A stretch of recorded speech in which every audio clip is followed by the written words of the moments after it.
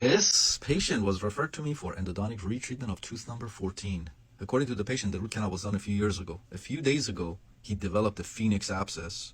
If you don't know what a phoenix abscess is, Google it. He ended up in the emergency room, and then later at his dentist's office, was given antibiotics and pain medication, and referred to me. When I saw him, facial swelling was mostly gone. And look at this now. Porcelain crown, prefab metal post, distal buccal looks clean. MB is the problem. MB root is the problem. Palatal is clean. I'll show you another angulation PA. But the problem is right here. You can see that periapical radiolucency right there. This is another angulation. We're going to fix that. Distal buccal is short. We might as well. Look at the MB root, and you can see that large periapical radiolucency. You can see the palatal canal is clean in this x-ray also. This is another angulation, and again you can see palatal is clean. Look at the MB root, and you can see that periapical radiolucency there, short fill, and very likely a missed MB2 right there. I don't need the CBCT. Do you know why I don't need the CBCT? Because I can read PAs. I can read these radiographs. The people who can't read these radiographs also cannot read CBCTs, and those same people order the CBCTs, get the CBCTs, charge the patient for the CBCTs, can't read them, and then send them to me and want me to read the CBCTs for them. You don't believe me? Go to my Instagram and you'll see how many CBCTs I get a day from general dentists asking me to read the CBCTs that they ordered, they charged the patient for, but can't read. And again, this is another angulation. You can see the periapical radiolucency here. Palatal is clean. Distal buccal is clean.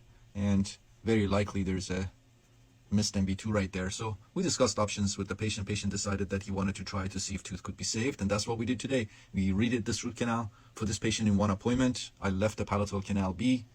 No issues there, so why mess with it? And here's the post-op. So this is one angulation. We fixed the distal buccal. Of course, there was a missed MB2 that we were able to locate. So you can see MB1, MB2. They're completely separate canals with their own apical exits. So that's one angulation. This is another angulation. And this angulation, you can see the curvature of the MB2. Look at that. Look at that curvature. Okay, so let me show you a different angulation. This is another angulation. You can see the curvature of the distal buccal canal. Again, you can see the palatal canal is clean. And look at the MB2. MB1, MB2. These were 25 millimeter long roots, by the way.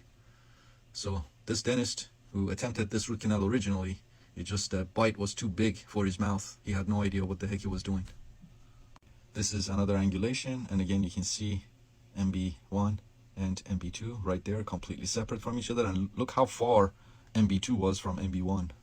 Again, you can see the palatal is clean. And another angulation, again, you can see the distal buccal, MB1, MB2 with its curvature, and palatal that is clean. As I said, we did this in one appointment. Everything went great. We went ahead and temporized the tooth and referred the patient back to his dentist for the permanent restoration. Hopefully, he'll come back in 6 months for a post-op, and I will post that video.